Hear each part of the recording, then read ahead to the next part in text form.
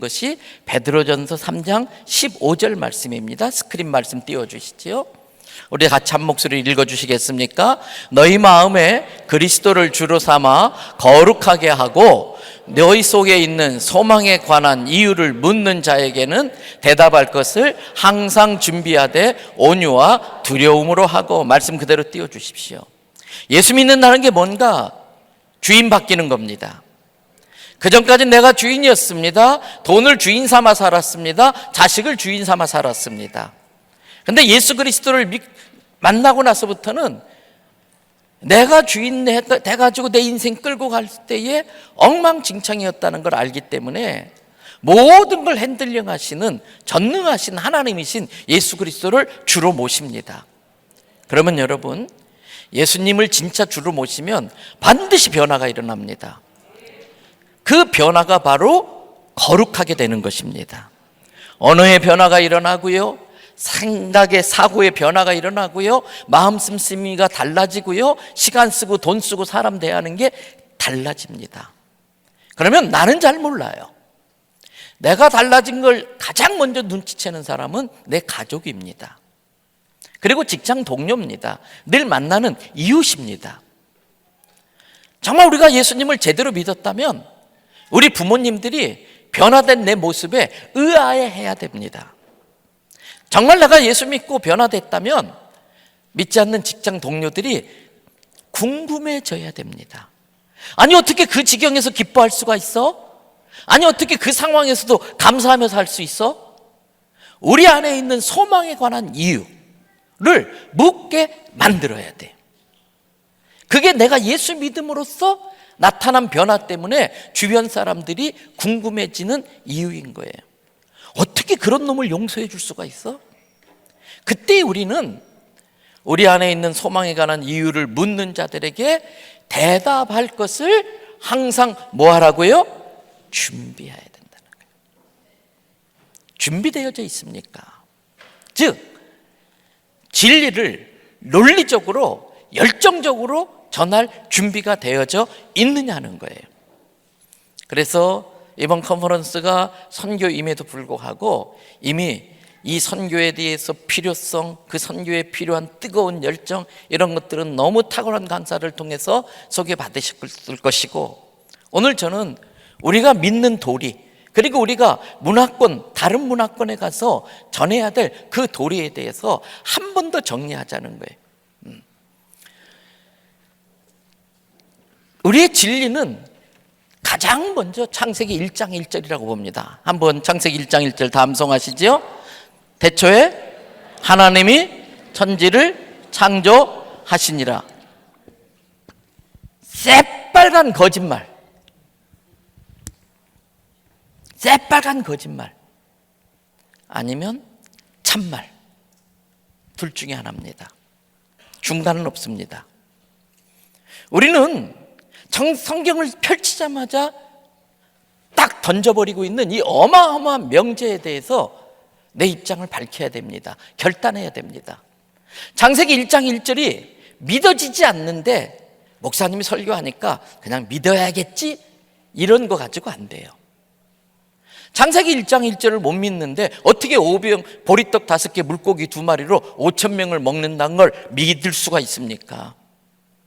목사님이 그렇게 말하니까 그냥 믿는 척 하는 건지 또 믿어주는 것인지, 아니요.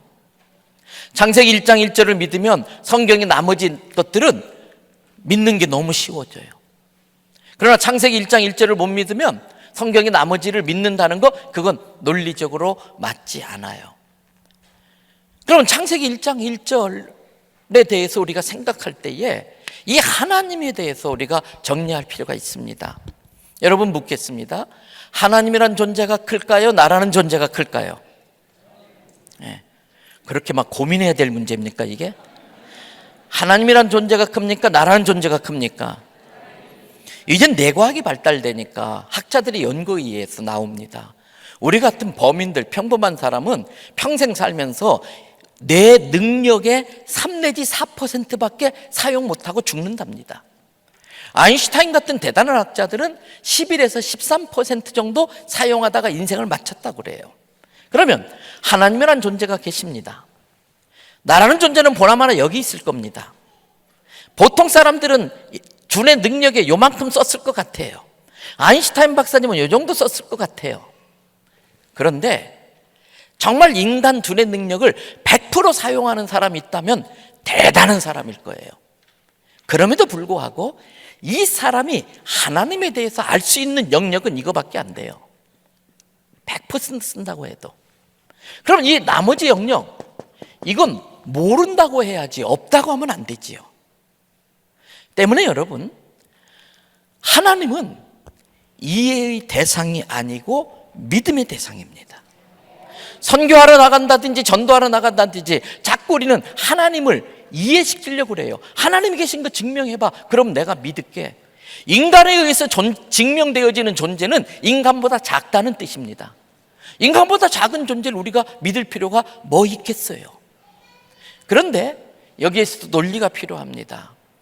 하나님은 이해의 대상이 아니고 믿음의 대상이긴 하지만 하나님을 믿게 하기 위하여 하나님은 논리적 장치를 해놓으셨는데 그게 자연입니다.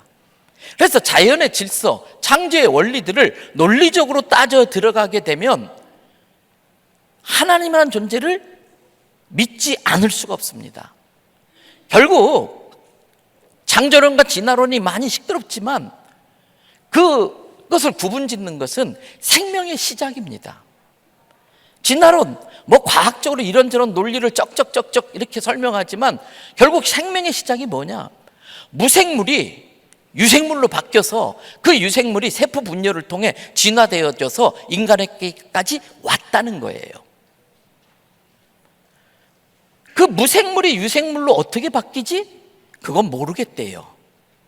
빅뱅이든 열역학 법칙이든 압력이든 그건 설명 못하지만 가장 과학적이어야 될 과학이라고 하는 그 진화론이 무생물이 유생물로 바뀐다는 전제하에 시작을 해요. 그러면 창조론은 뭡니까? 여러분, 우리 부모님은 생명의 창조자가 아니에요. 부모로부터 물려받은 생명을 결혼을 통해서 또 다른 생명으로 전달해 주는 거예요. 우리도 그 생명을 잘 간직했다가 다음 세대의 생명을 전달해 줘야겠지요. 그 생명의 전달 과정을 거꾸로 올라갔을 때에 그 시작이 있을 때에 설명 안 돼요. 이해 안 돼요. 왜? 생명의 영역이 여기에 있기 때문에 인간의 두뇌를 100% 사용해도 이해할 수 없어요. 그런데 우리는 자꾸 이해하려고 그래요.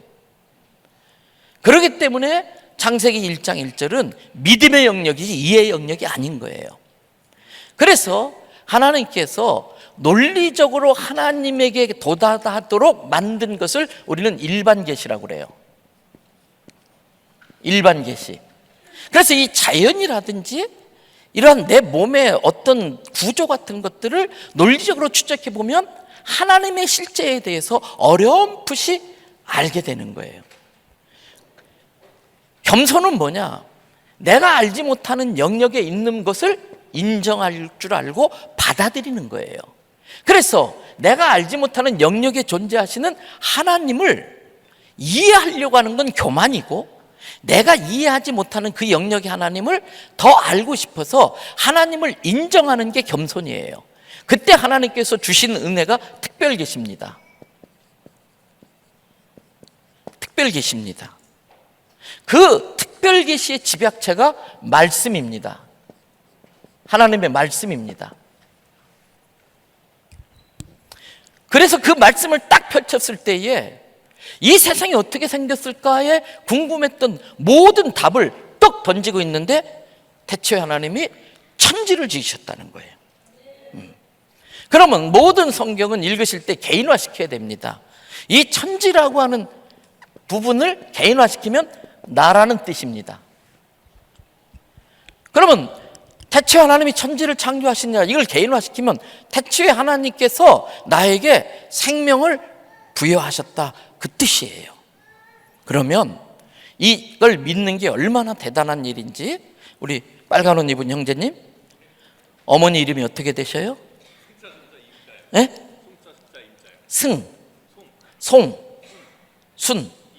송순님 여사님, 친어머니 맞아요? 태어날 때 봤어요? 태어날 때 봤다고? 자매님 어머니 조남이? 네. 그분이 진짜 엄마 맞아요?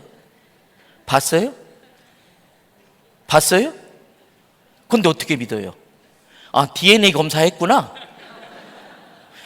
여러분의 어머니 부모님을 DNA 검사해서 확인하신 분, 법적인 문제가 없으면 그렇게 안 해요.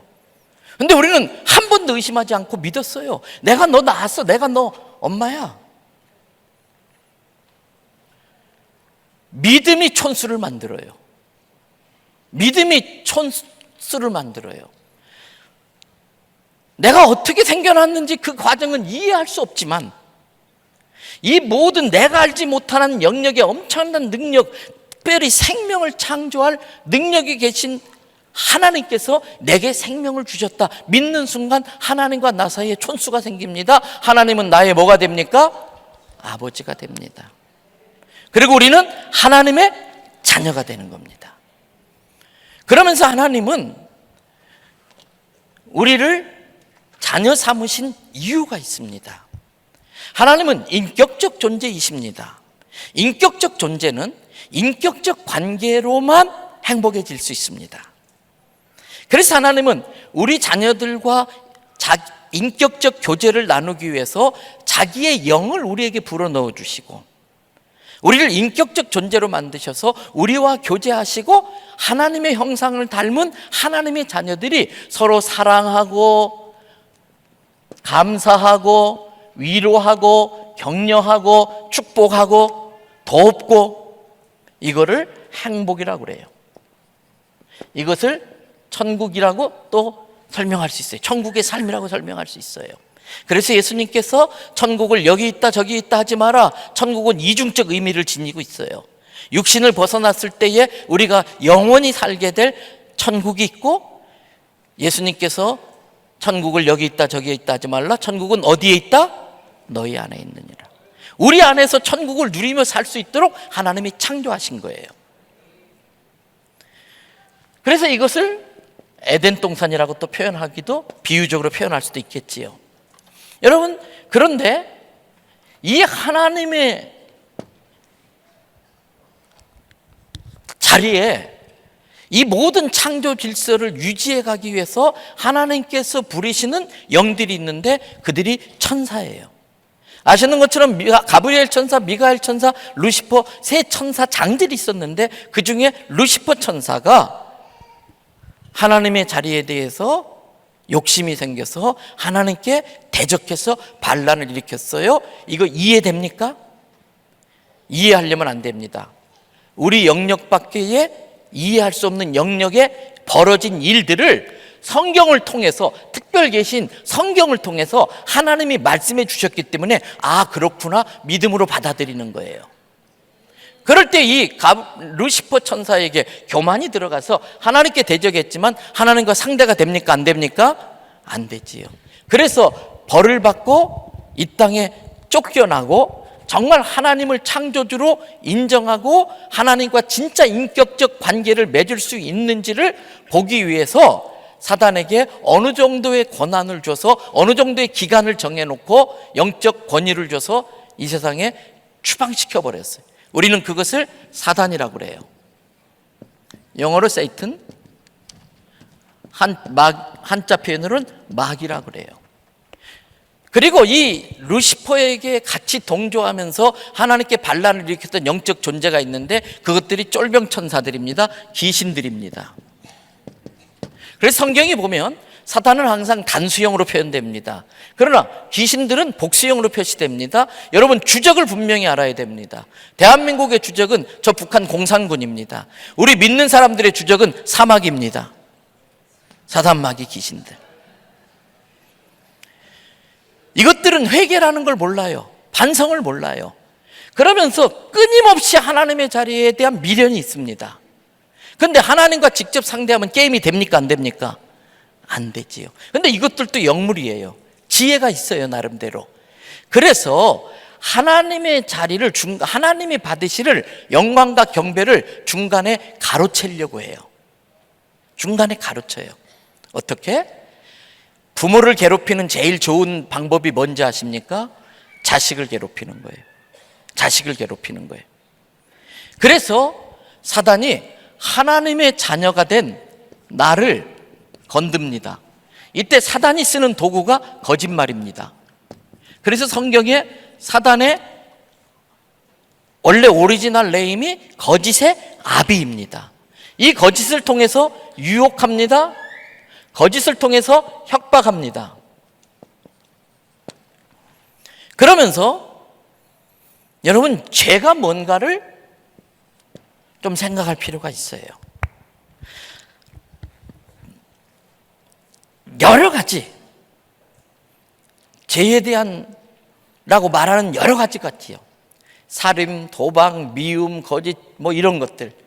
근데 여러분, 열나고 두통이 있고 몸살이 나고 이건 감기 증상이지 감기가 아니에요. 독감 바이러스 때문에 나타나는 증상들이에요. 교육, 문화, 모든 법 이런 것들은 증상을 처방하는 거라고 할 수 있어요. 그러나 열난다고 해열제 먹고 진통제 먹고 그러면 병이 더 도지는 것처럼 근본적으로 그 현상을 나타내는 바이러스를 잡아내야 되는데 그걸 잡지 못하면 해결이 되지 않는 거지요. 여기서 우리는 다시 한번 진리를 분명히 알아야 되는데 그 진리의 영역 중에 죄에 대한 개념을 정리할 필요가 있어요. 성경에서 말하는 죄는 뭘까? 우리가 쭉 회개하는 그런 것들은 죄로 인해서 나타난 증상들을 나열하면서 회개할 때가 많아요. 진짜 죄는 뭘까?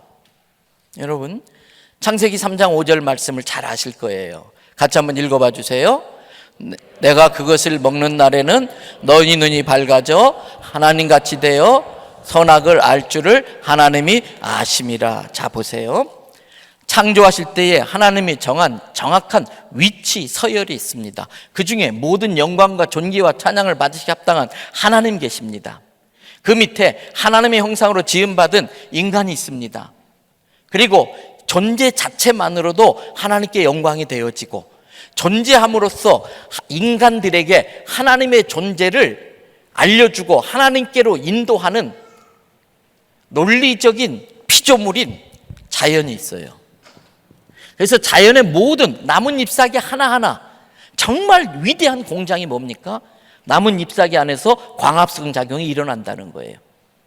모든 피조물 속에는 논리가 다 들어가 있어요. 과학적 원리가 다 들어가 있어요. 그래서 그 존재만으로도 하나님의 존재를 인간들에게 드러나게 하고 존재만으로도 하나님께 영광되는 이 질서, 순서가 있는 거예요. 그럼 창세기 3장 5절 다시 띄워보세요. 사단이 하나님을, 나의 부모된 하나님을 괴롭히기 위해서 그 자녀를 거짓말로 유혹하고 있어요. 그럼 여러분, 자식이 부모에게 지을 수 있는 제일 큰 죄가 뭘까? 자식이 부모에게 지을 수 있는 제일 큰 불효가 뭘까? 당신이 왜 내 아버지요? 당신이 왜 내 어머니요? 이거예요. 그러면 사단이 하와에게 한 말이 뭐예요? 네가 선악과 물질을 이용해가지고 누구의 자리까지 올라가라? 하나님에까지 올라가라. 이게 하와의 영성이에요. 나의 창조자이시고 나를 지으셨기 때문에 소유권을 갖고 계신 하나님을 부정하는 거예요. 나에게 생명을 주신 나의 부모를 내 부모가 아니라고 부정하라는 거예요. 이 선악과를 따먹으면 네 눈이 밝아져 네가 하나님처럼 된다. 여기에서 모든 세상에 혼란이 오게 됩니다. 어떻게 됩니까? 나는 올라갈게, 너는 그냥 그 자리에 있어. 그래서 너에게 내가 하나님 노릇하려고 그래요. 잘못된 유교적 사고에 의해서 우리 어르신들은 아실 거예요. 젊은 친구들은 말도 안 되는 소리야 이럴지 모르지만 남자는 하늘, 여자는 땅. 어디 감히 하늘 같은 남자한테 남자를 하나님으로 만드는 거예요. 네. 그러면서 이 자연에다가 이상한 나무나 돌에다가 돼지머리 차려놓고 10,000원짜리 꽂아놓고 그 최신식 자동차를 사고도 그 앞에서 절을 하는 이유가 뭘까?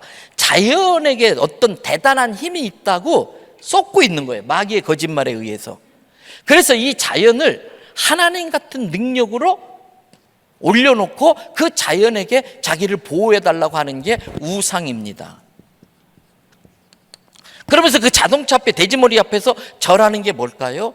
모든 영광과 경배는 하나님만 받을 수 있는데 귀신들이 거짓말로 중간에 딱 끼어들어서 내가 네 아버지야, 내가 죽은 네 조상 할아버지야. 그래서 하나님께 받을 영광과 경배를 가로채는 게 제사인 거예요. 그래서 우리 기독교인들은 제사를 드릴 수가 없는 거예요. 자,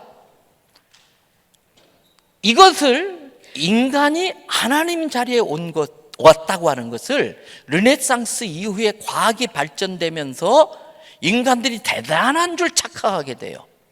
그래서 18세기, 19세기부터 God is dead, 하나님 죽었다, 사신신학이 유행하면서 무신론자들이 생겨나기 시작해요.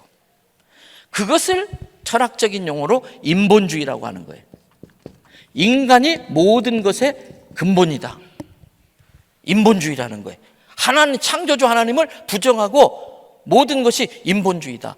유물사상은 뭡니까? 말미암을 유, 있을 유, 물질, 유물로 말미암아 모든 게 존재한다. 영적 세계를 인정하지 않아요. 막스 엥겔스에 의해서 생겨난 유물사상, 그것이 생겨난 게 공산사상이에요. 그래서 그 사람들은 기독교를 부정해요. 인정할 수가 없어. 왜? 유물사상이니까. 모든 게 물질로 이루어졌기 때문에. 따라서 사람 죽으면 아까우니까 그냥 버리지 말고 나무 밑에 심어서 거름이라도 삼아야지, 모든 걸 물질화시키는 거예요. 인간의 영적 영역을 인정하지 않는 거예요. 그래서 이 인본주의는 모든 게 근본이다. 결국 인본주의는 내가 하나님 되겠다는 거예요. 하나님 된다는 건 뭡니까? 원하는 대로 다 할 수 있다는 뜻이에요. 그러면 인간이 인본주의에 빠지면 자기가 최고예요. 모든 게 자기를 중심으로 해서 돌아가야 되는 거예요. 내 본이니까. 그래서 내가 모든 걸 할 수 있다, 이게 하나님이야. 그러나 자기는 모든 걸 할 수 있는 능력이 있어요, 없어요? 없지요. 그래서 하나님께만 붙일 수 있는 용어가 만능이에요.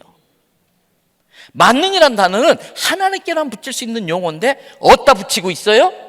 물질에 붙여서 물질 만능주의. 그래서 물질이 자기를 하나님으로 만들어준다고 믿는 게 물질 만능주의예요. 그리고 나는 내가 최고야, 나는 하나님처럼 내가 하고 싶은 대로 내 멋대로 살 거야, 아무도 건들지 마, 이게 인본주의예요. 그러면서 내가 하나님의 자리에 올라가면 여기서 인권 탄압이 가능해. 물질이 하나님의 자리에 올라간다면 물질 때문에 사람을 죽여도 돼. 왜? 물질이 하나님의 자리에 있기 때문에. 그래서 이것 때문에 어떤 일이 벌어지는가? 감사도 사라지고 사랑도 사라지고 시기와 질투와 미움과 원망과 경쟁과 다툼과 스트레스 받아서 병들고 결국은 질병으로 죽기까지 하고, 이것을 불행이라고 그래요.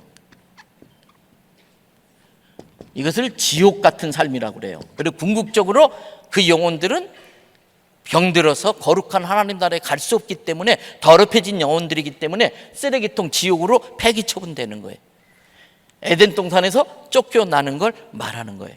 그래서 여러분, 사람이 하와의 영성에 빠지면 자기가 하나님인 줄 알고 자기 멋대로 하는데, 그 멋대로 하는 것의 극단이 뭐냐면 쾌락주의예요. 쾌락주의예요. 하나님이 되려고 하는 이유는 더 짜릿하고 더 자극적이고 더 감각적이고. 그래서 앞으로 모든 인류의 문명은 두 글자로 정리되는 거예요. 극단적 쾌락주의를 추구하기 위한 물질 만능주의. 이 극단적 쾌락주의의 절정이 뭡니까? 성적인 타락이에요. 성적인 타락의 극치가 뭡니까? 여러분, 동성애입니다. 이미 성경에 다 나온 내용들. 그리고 성적인 타락의 극치 중에 하나가 유아 성애자들이에요. 애들을 통해서 성적 만족을 얻으려고 하는 거. 그래서 여러분, 참 우리 젊은이들도 있지만 뭐 현실이니까 말할게요. 살기에 넉넉한데 예수 안 믿는 사람들은 극단적 쾌락을 쫓는데 점점 더 허무해져요. 더 자극적이어야 되기 때문에. 그래서 스와핑이라는 게 유행이에요. 한 4 정도 남녀 부부들이 방을 얻어서 불 다 꺼놓고 옷 다 벗고 누군지도 모르게 관계를 가져요. 그래야 쾌감을 느끼니까. 근데 그게 맨정신대로 돼요, 안 돼요? 안 되는 거예요. 그래서 필요한 게 마약이에요. 사단이 만든 가장 나쁜 사단의 무기 중에 하나가 마약이에요. 마약은 뭐예요? 모든 하나님이 주신 주체, 하나님이 주신 인격, 이걸 다 포기하는 거예요. 그래서 마약에 취하면 짐승 같은 짓을 해. 그런데 그 말을 더 이상 못 쓰게 됐어. 왜? 짐승 같은 짓을 한다고 그랬더니 짐승들이 항의하기 시작했어. 네. 아프리카에서 원숭이 국제회의 열린 거 뉴스 봤나요? 그 국제회의 주제가 뭔지 아세요? 왜 인간 저것들은 자꾸 우리 보고 조상이라고 하느냐, 이거예요. 정말 인간들의 주장대로 인간들이 우리 원숭이의 후손이라면 저런 짓을 할 리가 없다는 거예요. 그럼 보세요. 하나님이 인간을 맨 마지막에 만들었어. 때문에 하나님의 창조성이 가장 집약된 게 인간이에요. 근데 생물학적 메커니즘으로 보면 먹고 소화시키고 배설하고, 지렁이도 먹고 소화시키고 싸고 똑같아요. 그런데 그 모든 기능들이 가장 탁월하게 집약된 게 인간인데, 인간이 짐승과 다른 유일한 한 가지가 있다면 하나님이 창조하시고 사람의 코에 하나님이 어떻게 하셨어요? 생기를 집어넣음으로 생명이 된 거예요. 그런데 하나님의 영은 거룩한 영이에요. 이 거룩한 영은 죄악이 찌약이에요. 죄악이 독이에요. 그래서 죄로 인하여 하나님의 영이 죽어버리면 인간은 인간이 아니라 아주 탁월한 짐승이 되는 거예요. 때문에 호랑이나 사자는 생존 때문에 사냥합니다. 인간은 재미로 사냥합니다. 그래서 짐승만 또 못한 짓을 하는 거예요. 지금 대한민국이 여기까지 와 있어요. 인류 세계사를 보면은 많은 강대국은 외적에 의해서 망한 경우는 거의 없습니다. 내부적으로 무너져서 망했는데 그 근본적인 원인들이 성적인 타락과 마약입니다. 더 대단한 중국이 어떻게 유럽에 그 프랑스나 독일이나 영국 같은 그러한 나라들한테 그 큰 중국이 항복합니까? 중국이 전부 마약에 취해 있었기 때문인 거예요.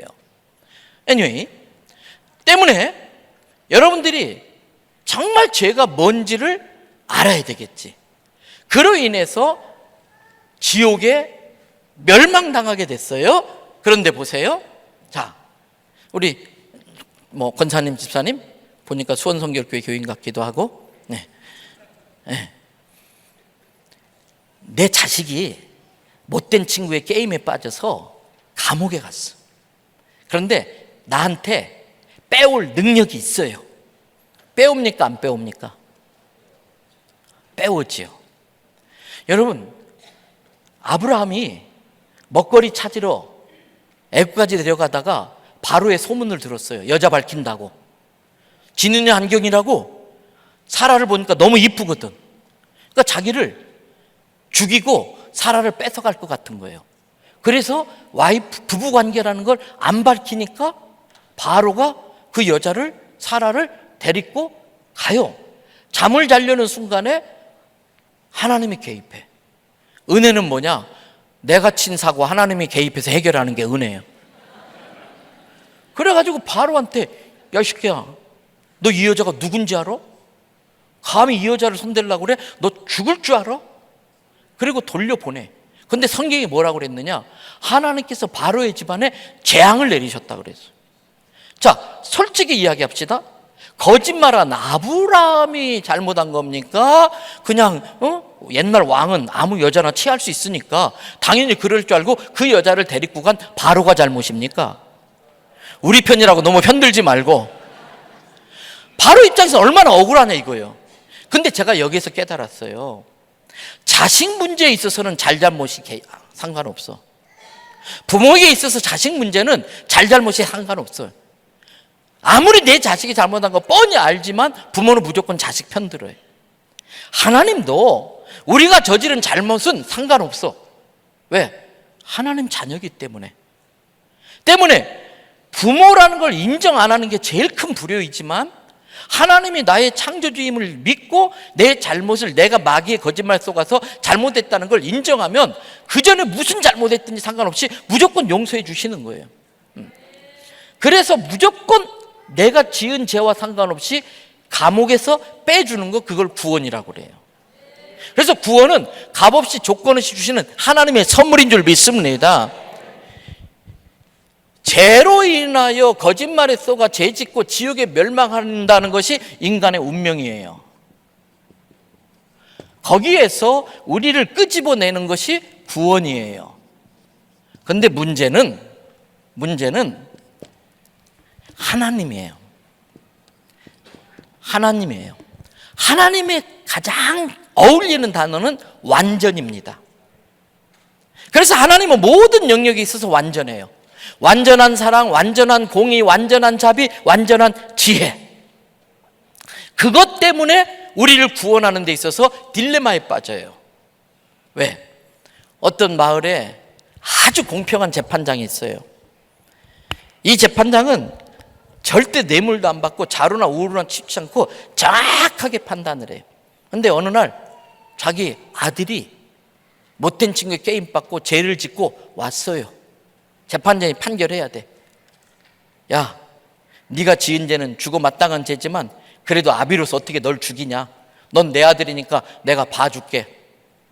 그 다음 날부터 마을 사람들이 재판관 존경해요, 안 해요? 막 심히 고민해야 될 질문을 제가 하고 있어요. 그 다음 날부터 마을 사람들이 재판관 존경해요, 안 해요? 안 해요. 왜? 불공평한 재판관이니까. 하나님도 마찬가지예요. 하나님은 우리를 자녀로 알기 때문에 당장이라도 빼오고 싶지만 그냥 빼오면 하나님이 하나님 되시지를 못해. 하나님의 공의가 깨져버려. 그렇다고 감옥에 놔두면 하나님의 완전한 사랑 완전히 깨져버려요. 때문에 빼오지도 못하고 놔두지도 못하고, 이걸 가스 딜레마, 신의 딜레마라는 거예요. 근데 이걸 못 풀면 또 하나님이 아니에요. 왜? 하나님은 완전한 지혜니까. 그래서 하나님이 결단하신 겁니다. 하늘의 모든 영광을 포기하고 인간이 당할 수 있는 모든 고난을 다 당할 수 있는 육신을 입고 사람의 몸으로 이 땅에 오시는 가장 위험한 모험을 하세요. 하나님의 가장 위험한 모험, 이 좁은 육신 가운데 이 천지를 지으시는 대단한 자신을 가두신 거예요. 추위에 취약하고 질병에 취약하고, 그러면서 추위나 질병과 배고픔의 모든 고통을 다 경험하심으로써 국률이 여기지 못하지 아니하시고, 우리의 모든 아픔을 몸소 다 경험하시지만, 그러나 우리와 같은 시험을 받은 자로 돼 뭐는 없으시도다? 죄는 없으시도다. 왜 그래야 되는가? 왜 예수가 동정녀로 태어나야 되는가? 자, 제가 못된 짓을 했어요. 사형당하게 됐어요. 근데 저희 어머니가 저를 끔찍하게 사랑해요. 재판관한테 와서 말합니다. 재판장님, 저는 살 만큼 살았고, 우리 아들은 앞으로 할 일이 많은데 우리 아들이 죽을 죄를 지었던 거 알지만 어차피 생명으로 그 죄에 대한 대가를 지불해야 되는 거 아니냐. 그러니까 내 생명으로 대가를 지불할 수 있게 좀 해주세요. 모든 어머니는 그럴 수 있을 거예요. 그런데 그 심정은 이해되지만 영적 관점에서, 하나님 입장에서 볼 때에 로마서 3장 10절에 모든 사람은 뭐라고 그랬어요? 죄인이다. 어머니도 죄인인 거예요. 로마서 6장 23절에도 모든 사람이 죄를 범하였기 때문에 하나님의 영광에 다다를 수 없는 죄인인 거예요. 때문에 어머니의 생명은 죄의 싹은 사망이다. 어머니의 생명은 자기 죄싹밖에 못 갚아. 나를 위해서 갚아주려고 하는 여분의 생명이 없어요. 그래서 필요한 게 뭐냐? 자기 죄값을 치를 필요가 없는 깨끗한 100% 퓨어한 생명이 필요했어요. 이 세상은 그런 생명을 갖고 온 사람은 한 명도 없어요. 그래서 하나님이 남녀 관계가 아니라 처녀 마리아의 몸을 빌려서 성령의 능력으로 죄 없이 이 땅에 오신 분이 예수 그리스도세요. 자기 죄값을 치를 필요가 없는 완전 100% 깨끗한 생명을 가지고 예수님이 우리의 죗값을 지불하시는데 잘하시는 말씀, 창세기 3장 21절 말씀, 스크린 말씀 올려주시고요. 네, 같이 읽습니다. 여호와 하나님이 아담과 그의 아내를 위하여 가죽옷을 제어. 창세기 3장 잘 아실 거예요. 아담이 재짓고서 가장 먼저 한 게 무화과 나무 잎사귀로, 큰 나무 잎사귀로 치마 만들어 입는 거예요. 처음에는 나 부끄러운 거 가랬어 막 알짱알짱 대면서 의로운 척하고 다니는데 햇빛 한번 쬐니까 다 부서져 버려요. 그 꼴이 참 불쌍해. 그래서 하나님이 양 입장에서는 참 억울해. 근데 그 죄 없는 양을 잡은 거예요. 왜? 죄의 싹은 생명이니까. 그래서 그 어린 양으로 가죽옷을 지어 주신 거예요. 요한복음 1장 29절 말씀 다 외우실 거예요. 같이 한번 읽으십니다. 요한복음 1장 29절. 이튿날 요한이 예수께서 자기에게 나오심을 보고 이르되 보라 세상 죄를 지고 가는 하나님의 어린 양이로다. 우리가 입을 가죽옷을 지어 입히기 위하여 십자가에서 제물로 죽으신 분이 예수 그리스도예요. 그래서 예수 그리스도를 대속이라고 그러죠. 대속은 대신 감당한다. 나 대신 예수 그리스도를 화목제물이라고 그래요. 하나님과 우리 사이에 부자관계가 깨져버렸어. 원수가 돼버렸어. 그런데 자기 생명으로 죄값을 지불함으로 우리를 죄값 치를 필요 없는 하나님 눈에서 볼 때에 이미 죄값을 다 지불해버린 의로운 자. 그래서 로마서의 의인은 이 의가 인자가 사람 인자가 아니라 인정할 때 그 인자예요. 이 의롭지 않지만 하나님이 의롭다고 봐주는 거예요. 그래서 그 하나님의 은혜로 우리가 구원받는 거예요. 전도폭발 훈련 받는 분들 잘 아실 거예요. 그래서 예수님이 마지막 십자가에서 못 박혀 돌아가시면서 하셨던 7마디 말씀 중에 마지막 말씀이 뭡니까? 헬라어 아시죠? 다 신학생 다 아시잖아. 기본이잖아. 테텔레스타이. 테텔레스타이. 뭐예요? 주일날 교사회 하려는데 간식이 필요해. 총목 앞에 마트에 갔는데 아이고 지갑을 깜빡 놓고 왔어. 그래서 아이 사장님 나 여기 교회 누구 집사인데 아세요? 아이 우리 단골이잖아요. 아이 제가 지갑 깜빡 놓고 왔네요. 우유랑 빵 좀 갖고 갔다가 나중에 갖다 드릴게요. 아이 가져가세요. 회의 끝나고 회계한테 돈 받아서 마트 갔어. 아줌마 아까 그 우유값 빵값 그때 쓰는 말이 테텔레스타예요. 테텔레스타예요. 어떤 집에 초등학교 5학년과 중학교 1학년 남학생이 있었어요. 이 남자가 게임을 너무 좋아해. 너무 게임하고 싶어. 돈 없어. 아버지 방에 가가지고 슬쩍 10,000원짜리 하나 빼갖고 게임하러 가다가 거실에서 텔레비 보고 있던 5학년 여동생한테 들켰어. 오빠 지금 뭐 한 거야? 나 다 봤어. 한 번만 봐주라. 그래? 얼마나 너그러운지 몰라. 아이 오빠 다 이해해. 가서 게임하고 와. 신나게 뿅뿅뿅뿅 하고 왔어요. 딱 들어오는데 여동생이 오빠 물 좀 떠와. 야 지집애야 네가 떠다 먹어. 아빠! 알았어. 물 떠다 받았더니 이것 좀 풀어놔. 뭔데? 수학 숙제. 지집애 숙제는 네가 해. 아빠! 알았어. 몇 날 며칠을 시달리는 거예요. 그래도 안 되겠다. 아버지한테 들어갔어요. 아버지 내가 여차여차해서 아버지 지갑에 10,000원 꺼냈습니다. 이놈의 자식 꿀밤한테 꽝 되네. 그래도 네가 솔직히 말해주니까 아빠 괜히 기분 좋다. 야 여기 심사인당 50,000원짜리. 딱 받고 나오는데 이 여동생이 오빠 물 좀 떠라. 지집애야 네가 떠먹어. 아빠 일러라. 죄의 값을 못 갚으면 사단의 권세가 있어. 그러나 죄의 값을 갚는 순간 사단의 모든 권세는 깨지는 줄로 믿습니다. 이게 예수 그리스도의 보혈의 능력이에요. 이게 예수 그리스도의 이름의 능력인 거예요. 그래서 우리는 많은 사단의 공격과 시달림을 받지만 죄값 갚으라고 하지만 이분이 십자가에서 테텔레스타이 그리고 하나님께 하나님 죄값 다 갚았습니다. 문제는 아무리 가죽옷을 지어다 줘도 안 입으면 효력이 없어. 그래서 여기까지가 인간의 운명이고 구원에 대한 하나님의 방법이에요. 그래서 이것이 나와 연결되도록 하는 것이 뭐냐면 내가 그 가죽옷의 효력을 믿고 가죽옷을 입는 믿음인 것이에요. 그러므로 너희가 그 은혜에 의하여 무엇으로 말미암아? 믿음으로 말미암아 구원을 받았나니 이것이 너희에게서 난 것이 아니요 하나님의 선물이라 행위에서 난 것이 아니 이는 누구든지 자랑하지 못하게 하려 하심이라. 그래서 우리의 가장 기본적인 구원의 조건이 잘 아시는 요한복음 1장 12절이잖아.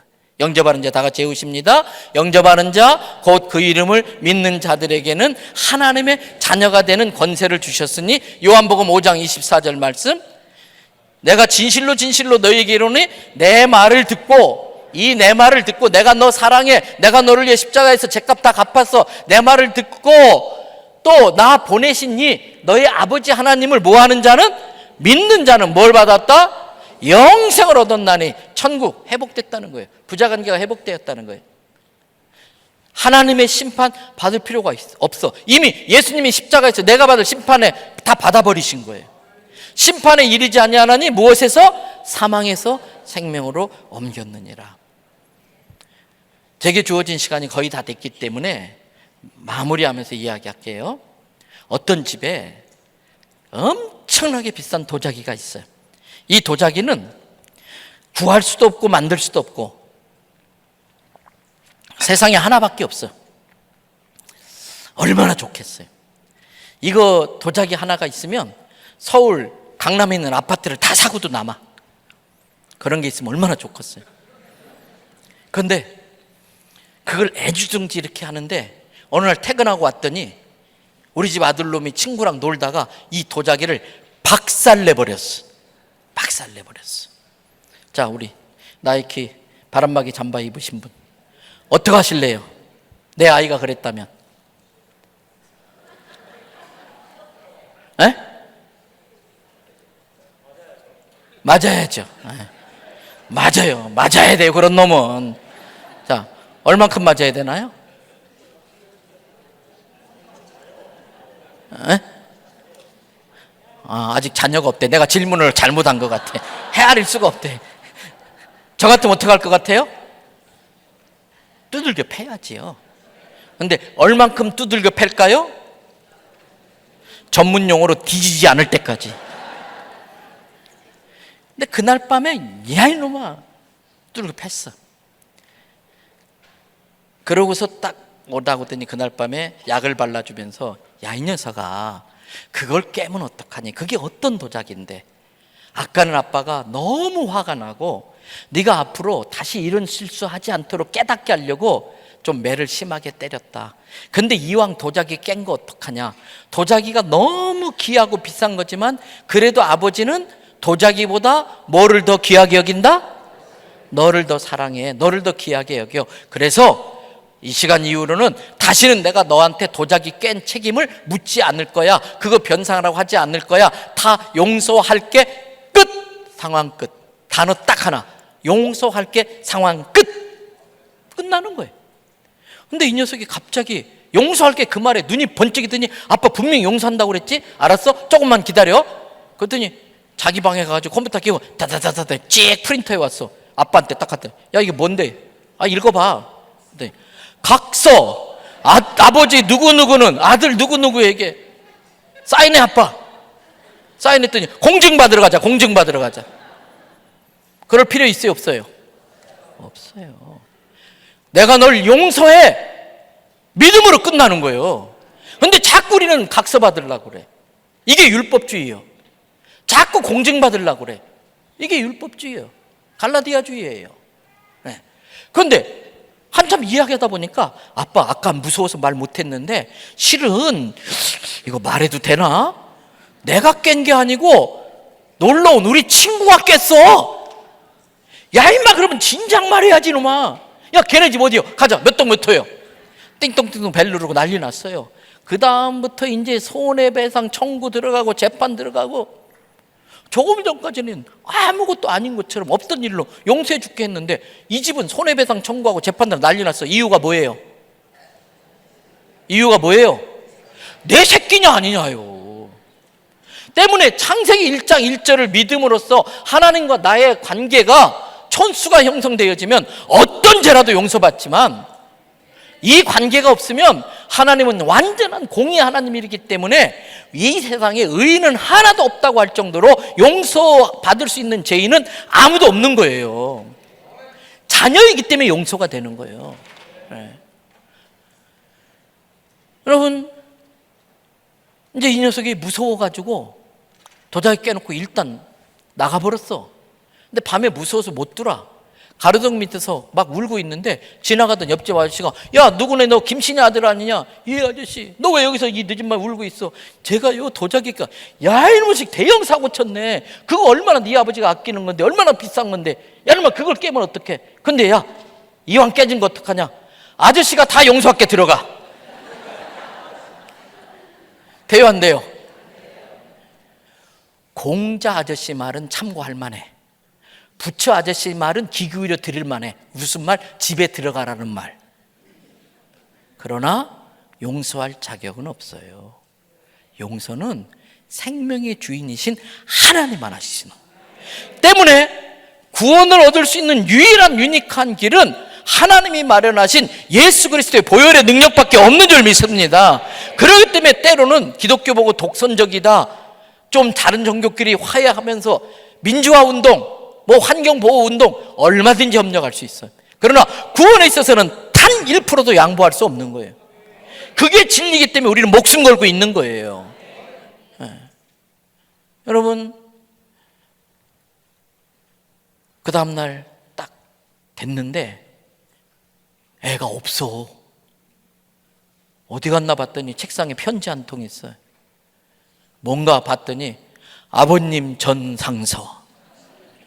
이 엄청난 도자기를 깬 불효막심한 죄인이 무슨 염치로 집구석에 붙어 있겠나이까.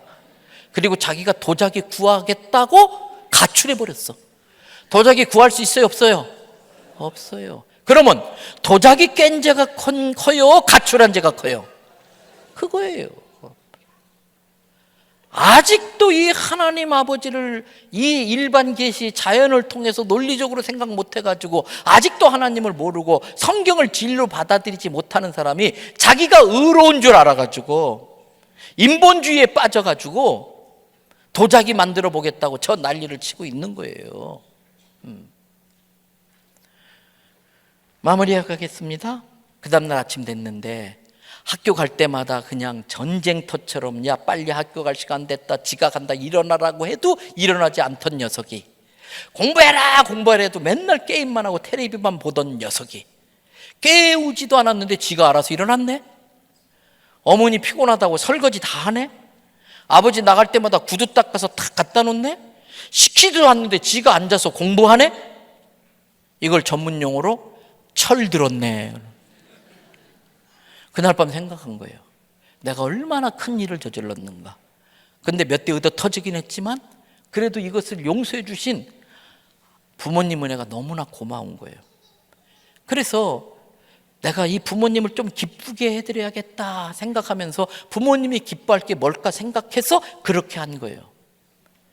자식이 부모의 은혜를 알면 효도합니다. 성도가 하나님의 은혜를 알면 헌신합니다. 어느 집에 10남매를 둔 할머니가 있었어요. 남편이 일찍 죽고 혼자서 고생하면서 10남매를 키웠는데 10남매가 다 잘 됐어. 근데 몇 년 전에 셋째 아들이 부도가 나서 사업을 말아먹었어요. 근데 이 할머니가 팔순이 됐어요. 나머지 9남매가 돈 모아서 팔순잔치를 뻑적지근하게 해준 거예요. 막 노래방 기계 갖다 놓고. 그래가지고 할머니가 막 춤추고 하다가 틈만 나면 저 뒤에 병풍 뒤로 들어가서 우시네. 왜 우실까요? 거기에 셋째가 안 왔어. 사업에 부도난 셋째가 안 온 거예요. 셋째 생각해서 우시는 거예요. 진짜 효도는 팔순잔치 할 돈 모아가지고 셋째 사업 재기하라고 밀어주고 셋째까지 불러서 된장찌개 먹는 게 진짜 효도예요. 우리는 주일마다 팔순잔치 하고 있어. 주일마다 구원받았다고 팔순잔치해. 물론 우리의 예배를 하나님이 기뻐하시지요. 그러나 하나님은 아직도 구원받지 못한 우리를 사랑하듯이 똑같이 사랑하시는 저 아프리카와 중남미와 또 저 모든 동남아시아와 이 교회 밖의 사람들에 대한 눈물이 있다는 거예요. 철이 든 성도라면 구원의 은혜가 감사해서 하나님이 가장 기뻐하는 일이 뭘까? 영혼을 구원한 거예요. 집 나간 자식을 다시 하나님의 천국 잔치에 데려오는 거예요. 여러분, 그게 전도이고 그게 선교입니다.